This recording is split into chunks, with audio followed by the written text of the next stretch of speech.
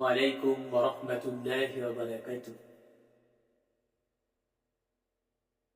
আমার যখন ফুরাবে দিন, আসবে গহীন রাত্রি।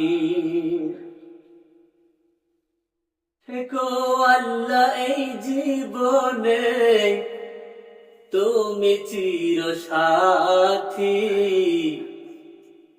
আসবে গহীন রাত্রি, আমার যখন ফুরাবে দিন, আসবে গহীন রাত্রি। গো আল্লাহ, এই জীবনে তুমি চির সাথী। আসবে গহীন রাত্রি, আসবে গহীন রাত্রি। সম্মানিত উলামায়ে কেরাম, বুজুর্গান, সম্মানিত উপস্থিতি, পবিত্র রমজান প্রায় যায় যায় অবস্থা, আর মাত্র কয়েকটা রোজা আছে। রাস্তাঘাটে দেখে আসলাম ইয়াং জেনারেশন, 40-45 বছরের মানুষ সুস্থ, অথচ রোজা থাকে না, পান চাবাচ্ছে, পানি খাচ্ছে, আল্লাহ ভীতি নেই, তাকওয়া নেই। কেউ জুম্মার নামাজ পড়ে আর নামাজ কালাম পড়ে না। বলে রাসূল সাল্লাল্লাহু আলাইহি ওয়াসাল্লাম যে নামাজ পড়েছেন তার সুনির্দিষ্ট কোনো প্রমাণ আছে? এরকম বিভিন্ন কথাবার্তা বলে থাকে। রাস্তাঘাটে পানি খাচ্ছে, পান খাচ্ছে, আল্লাহর ভয় নেই। আল্লাহর কাছে সবচাইতে প্রিয় বান্দা হচ্ছে ওই বান্দা যে আল্লাহ তাআলাকে সবচাইতে বেশি ভয় পায়। তো আমরা কেমন ভয় পাচ্ছি মহান রব্বুল ইজ্জাতকে? প্রকাশ্যে রোজাকে সম্মান দিচ্ছি না, রাস্তাঘাটে বিভিন্ন খাদ্য পানীয় গ্রহণ করছি, এই অবস্থা আমাদের চলছে। আল্লাহ তাআলা পবিত্র কোরআন মাজিদে বলেছেন, সূরা আল মাইদা 3 নম্বর আয়াতে বলেছেন, আল ইয়াউমা আকমালতু লাকুম দীনাকুম ওয়া আতমামতু আলাইকুম নি'মাতি ওয়া রাদিতু লাকুমুল ইসলাম দীনা। আজ আমি তোমাদের আনুগত্য জীবন বিধান পরিপূর্ণ করে দিলাম, তোমাদের প্রতি আমার নিয়ামত সম্পূর্ণ করলাম এবং ইসলামকে তোমাদের জীবন বিধান হিসাবে মনোনীত করলাম। সম্মানিত উলামায়ে কেরাম, বুজুর্গান, সম্মানিত উপস্থিতি, আজ আমি তোমাদের আনুগত্যের জীবন বিধান পরিপূর্ণ করে দিলাম, আনুগত্যের জীবন বিধান পরিপূর্ণ করে দিলাম।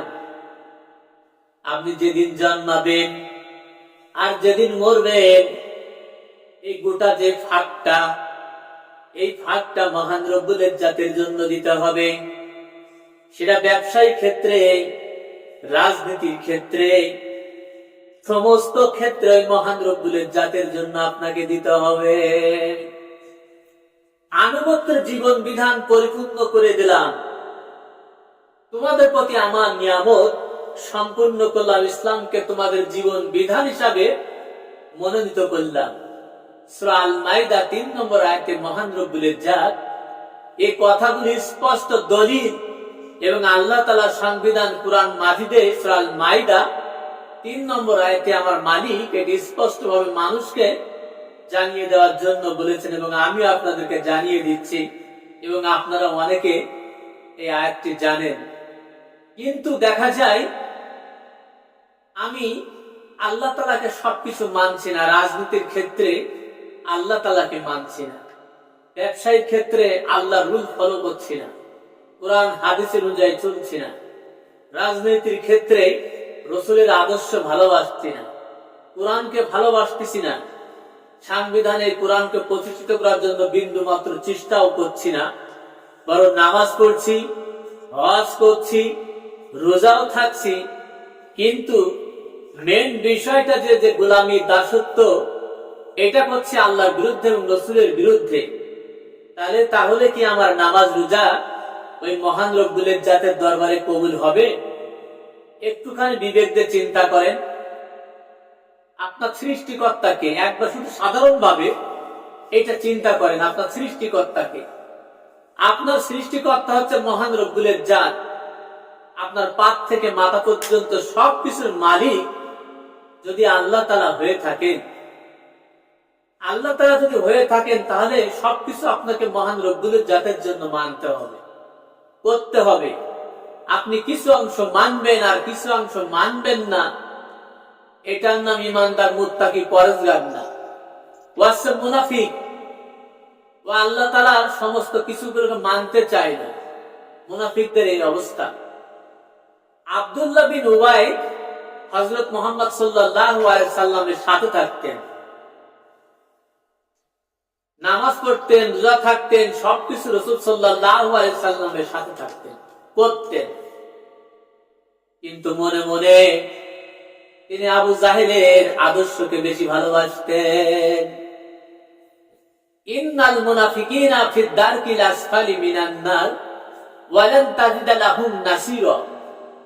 নিশ্চয় মুনাফিকরা জাহান্নামের সর্বনিম্ন স্তরে অবস্থান করবে। নিশ্চয় মুনাফিকরা জাহান্নামের সর্বনিম্ন স্তরে অবস্থান করবে। তারা কোনো বন্ধু পাবে না, তারা কোনো সাহায্যকারীও পাবে না। একবার চিন্তা করতে পারছেন? আমরা অধিকাংশ মানুষ হচ্ছে মুনাফিক। কখনো সাপের গালে চুমু খায়, কখনো ব্যাঙের গালে চুমু খায়। এই অবস্থা আমাদের ভিতরে বিরাজমান। আমি গত মাসের সফর করেছিলাম সাতক্ষীরা জেলার একটি গ্রামে। আমার আপন ভাই, আমি ওকে বললাম, এবার রাজনীতি ভোটাভুটি ক্যানভাস সম্পূর্ণ আল্লাহর জন্য করতে হবে, আল্লাহকে ভোট দিতে হবে, রসুলের আদর্শের উপর ভোট দিতে হবে। সেনাত করে লাভ দিয়ে উঠেছে, গায়ে মনে হচ্ছে আগুন ধরে গেছে। ও ভালো লাগে না যে মহান রব্বুল ইজ্জাতকে তৈরি করেছেন, তার আদর্শ, তার রাজনীতি, তার গোলামি ভালো লাগে না। এমন যদি ভালো না লাগে, কিভাবে জান্নাত পাবেন? আমি কি বাঁচাতে পারবো আমার ভাইকে? আমি কি বাঁচাতে পারবো আমার চাচাকে? হিদায়াত মহান রব্বুল ইজ্জাতের। আর সে যদি চেষ্টা না করে, আল্লাহর কাছে সাহায্য না চায়, আল্লাহ কি হিদায়াত করবে? আমি শুনে আমার যে এত কষ্ট লেগেছে। এত করে বুঝাই, কিন্তু বুঝ মানে না। তোমার গোলামি, তোমার দাসত্ব সবকিছু আল্লাহর জন্য তুমি কেন করবা না? যিনি তোমাকে তৈরি করেছেন, পাত থেকে মাথা পর্যন্ত একটা পশমের মালিক তো আপনি নন। তাই আল্লাহর হুকুম ছাড়া আপনি অন্য কারো হুকুম মানতে পারেন? আল্লাহর হুকুম ছাড়া আপনি কারো হুকুম মানতে পারেন না। সকল ক্ষেত্রে আল্লাহর হুকুমকে যদি আপনি না মানেন, আপনি ইমানদার হতে পারবেন না, আপনি মুত্তাকি হতে পারবেন না, আপনি কখনো জান্নাত পাবেন না। অনেকে বলে, ইসলামী দল কোথায় আছে বাংলাদেশে? এ কথা বলে। কোন ইসলামী দলকে ভোট দেব? কার সাথে থাকবো? ওর ভিতরে ইসলামই নেই, কোরআনই নেই। ও জানে না আল্লাহর আদেশ নিষেধ, কোরআন কখনো পড়েও নাই। ও আল্লাহর আদেশকে ভালোই বাসে না, ইসলামকেই ভালোবাসে না। ও ভালোবাসে রামপন্থী, বামপন্থী, বিভিন্ন পন্থীকে ভালোবাসে। এই জন্য তার মুখ থেকে এ কথা বাইর হয়। তো দর্শক, রমজান মাস গুনাহ মাফের মাস, সিয়াম সাধনার মাস। যে ব্যক্তি রমজান মাসে সুস্থ শরীরে খায়, সে তার মরা ভাইয়ের মাংস খেল, নিজের বমি করে সেই বমি খেল। রমজান আল্লাহ দিয়েছেন, আল্লাহ বলছে আমি এর প্রতিদান দেব। এই রোজা হচ্ছে কবরের ঢাল স্বরূপ। আযাব বাঁচাবে রোজা। যখন কবর চাপ দিবে, তাকে আযাবের জন্য ব্যবস্থা করা হবে, ওই রোজা তাকে আটকিয়ে দেবে, বলবে আমিও রোজা ছিলাম, ওকে আযাব দিও না। এই রমজান মাসে যারা আল্লাহ তাআলাকে ভয় পায় না, আল্লাহর হুকুমকে ভয় পায় না, রাস্তাঘাটে কুকুর বেড়ালের মতো খেতে থাকে, তাদের অবস্থা কি হবে একবার চিন্তা করতে পারছেন? পৃথিবীতে আপনি একবারই সময় পাবেন, দ্বিতীয়বার আর সময় পাবেন না। একবারই সময় পাবেন আল্লাহ তাআলার ইবাদত করার জন্য পৃথিবীতে। কাল কিয়ামতের ময়দানে যদি আপনার আমলনামা বাম হাতে চলে যায়, চিৎকার করতে থাকবে আর কাঁদতে থাকবে আর বলবে, আল্লাহ আরেকটি বারের জন্য ওই পৃথিবীতে তুমি আমাকে পাঠিয়ে দাও, আমি ভালো কাজ করে আসব। আর কিন্তু সেই সুযোগ, সেই সময় কিন্তু আর পাবেন না। এ রুহু, এ দেহ, এ জীবন একবারই দেয়া হবে, দ্বিতীয়বার আর দেওয়া হবে না। এক সময় টকবগি যুবক ছিলাম, যত দিন যাচ্ছে দাড়ি পাকছে, চুল পাকছে, গায়ের শক্তি কমে যাচ্ছে। কে দিচ্ছে এগুলো? আপনি হাজার পৃথিবীর সবচাইতে বড় বড় ডাক্তার দিয়েও, আপনি ওষুধ সেবন করলেও সেই যৌবন, সেই শক্তি, সে দেহের বল আপনি আর কখনো ফেরত পাবেন না। কে কেড়ে নিচ্ছে এগুলো? আস্তে আস্তে মহান রব্বুল ইজ্জত কেড়ে নিচ্ছে।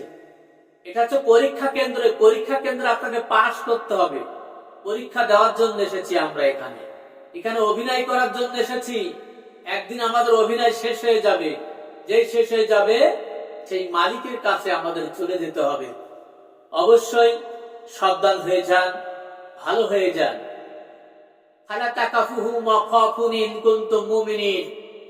আল্লাহ তাআলা বলেছেন, স্পষ্ট ভাবে বলেছেন, তোমরা মানুষকে ভয় করো না, আমি আল্লাহ আমাকে ভয় করো, যদি তোমরা যথার্থ ঈমানদার হয়ে থাকো। মানুষকে ভয় করা যাবে না, পৃথিবীর কোন মানুষকে ভয় করা যাবে না। একমাত্র ভয় করতে হবে মহান রব্বুল ইজ্জত আল্লাহ তাআলাকে ছাড়া আর কাউকে ভয় করা যাবে না। সম্মানিত আমার প্রিয় ভাই বোনেরা, যারা আমার ভিডিওটি দেখছেন, আজকের মতো বিদায় নিচ্ছি। আবার দেখা হবে নতুন কোন ভিডিওয়। সেই পর্যন্ত সবাই সুস্থ থাকেন, ভালো থাকেন, এই শুভ কামনায় বিদায় নিচ্ছি। আমি মোহাম্মদ আলমগীর হোসেন। আমার সাথে থাকবেন। আসসালামু আলাইকুম ওয়া রাহমাতুল্লাহি।